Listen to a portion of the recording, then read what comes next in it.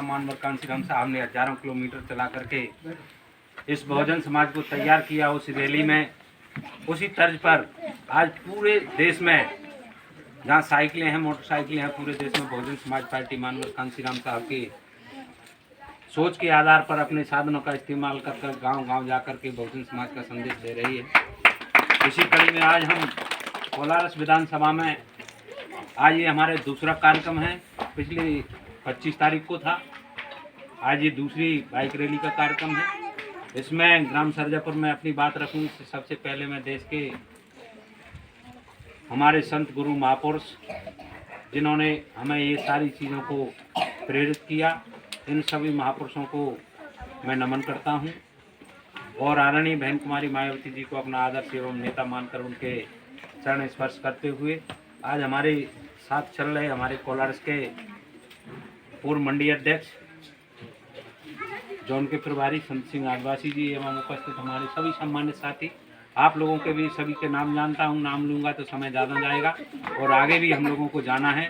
सम्मानित साथियों, इस रैली का उद्देश्य, इस रैली का लक्ष्य आप लोग देख रहे हैं कि चारों तरफ आज मनुवादी सरकारों में SC, ST, OBC के ऊपर जो हमें बाबा साहब अम्बेडकर ने संवैधानिक अधिकार दिए, उन अधिकारों के ऊपर कुठाराघात और हमला किए जा रहे हैं। चाहे तो वो कोई आरक्षण का मसला हो, चाहे किसी भी क्षेत्र में नौकरी का मसला हो, रोजगार का मसला हो, सारी सुविधाओं को इन लोगों ने खत्म कर दिया है। धीरे धीरे करके ये संविधान को खत्म करने की ओर भारतीय जनता पार्टी के लोग जा रहे हैं, जिसका साथ लगातार कांग्रेस भी कंधे से कंधा मिला करके दे रही है।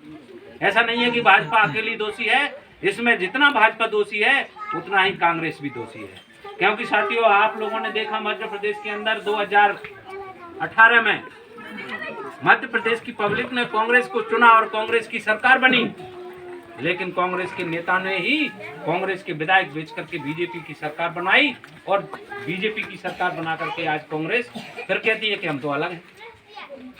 भाई तुम अलग हैं तो फिर तुम्हारे 22 विधायक जाकर के बीजेपी का मुख्यमंत्री क्यों बनवा रहे हैं? आपकी आइडियोलॉजी अलग होना चाहिए, आपकी सोच अलग होना चाहिए। लेकिन साथियों, मानवर कांसीराम साहब ने कहा था कि बीजेपी सांपनाथ है तो कांग्रेस नामनाथ। एक में ज्यादा जहर है, एक में थोड़ा कम जहर है। हमारे लिए ये दोनों ही जहरीली हैं। अगर कांग्रेस ने हमारा भला करने की सोची होती तो कांग्रेस को 2, 5, 10, 20 साल नहीं, सम्मानीय साथियों, जिस दिन से बाबा साहब अम्बेडकर ने वोट का अधिकार दिया है उस दिन से इस देश की धरती पर 72 साल में केंद्र की सरकारों में लगभग 55 साल कांग्रेस सरकार में रही है। 1, 2, 5, 10 साल नहीं, लगातार 55 साल जिस पार्टी की सरकार रही हो और वो पार्टी कहे कि इस बार हमें सरकार में पहुंचा दो, हम आपका भविष्य सुधार देंगे, तो मेरे साथ ये जो 55 साल में हमारा भला नहीं कर पाए, उनसे अब हम कैसे उम्मीद कर सकते हैं? हमारे तमाम साथी कहते हैं कि कांग्रेस, अभी आप लोगों ने 1 महीने पहले की घटना देखी होगी, राजस्थान के अंदर सरकार कांग्रेस पार्टी की थी और वहां पर इंद्र कुमार मेघवाल, एक हमारा 3री क्लास का छात्र, उसकी गलती कितनी, उसने सिर्फ मास्टर की मटकी से पानी पी लिया, उस छात्र को इतना बेरहमी से पीटा उस मास्टर ने कि साथियों उसकी हॉस्पिटल में मौत हो गई। धन्य हो माननीय बहन जी, उन्होंने संसद के अंदर इस आवाज को उठाया।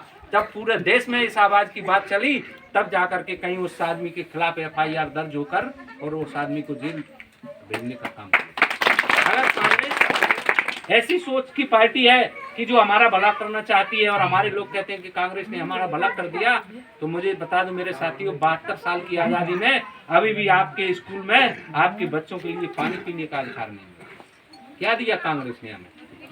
72 साल बीत गए आजाद हुए, लेकिन हमारे छोटे से बच्चे को आज भी स्कूल में पानी पीने का अधिकार नहीं है। जिस कांग्रेस की हमारे लोग बात करते हैं, वहीं पर एक हमारे मेघवाल के समाज के व्यक्ति का सिर्फ इस बात पर पीट पीट कर हत्या कर दी कि वो मूंछ बड़ी रखता था। तो उन्होंने कहा ये छोटी बिरादरी का आदमी इससे अच्छी मूंछ रखेगा तो फिर हमारे लोगों की बेइज्जती होगी। बस इसी बात पर लेकर के उस मेघवाल बिरादरी के आदमी को राजस्थान के अंदर मूंछ के बात पर लेकर के मार डालो। हम कहते हैं कि साहब कांग्रेस हमारा भला करेगी। कांग्रेस बीजेपी दोनों दोषी हैं। इसके साथ साथ मेरे साथियों, मैं आप लोगों से एक और निवेदन करना चाहता हूं कि सबसे ज्यादा अगर दोषी है तो बीजेपी और कांग्रेस में हमारे समाज के नेता जो राजनीति कर रहे हैं वो सबसे ज्यादा दोषी है। क्योंकि आज भी कांग्रेस की सरकार है, आज बीजेपी की सरकार है। मध्य प्रदेश में 34 विधायक आपकी बिरादरी के बैठे हैं और 44 विधायक इनकी बिरादरी के बैठे, यानी एसटी और आदिवासी और अनुसूचित जाति के 87 विधायक हैं। 230 में से कितने विधायक हैं? 87।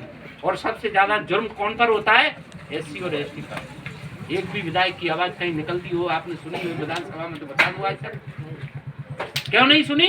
क्योंकि मेरे साथियों, जैसे आपके गांव में जब एससी की सीट हो जाए, कोई पंचायत का उदाहरण देख लो, वहाँ आदिवासी सीट हो जाए, अनुसूचित जाति की सरपंच की सीट हो जाए, तो वहाँ पर कौन सा व्यक्ति सरपंच बनता है? जो किसी बड़े आदमी का मजदूर खेतर होता है वो जाकर के सरपंच बनता है।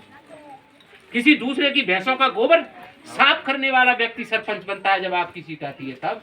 ऐसे ही बीजेपी कांग्रेस में तुम्हारी बिरादरी के नेताओं की औकात है जितनी जैसे किसी बड़े आदमी के महींदार सरपंच की औकात होती है, ऐसे ही तुम्हारी पार्टी के चाहे विधायक हो चाहे कांग्रेस हो, उनकी बीजेपी कांग्रेस में कोई औकात नहीं।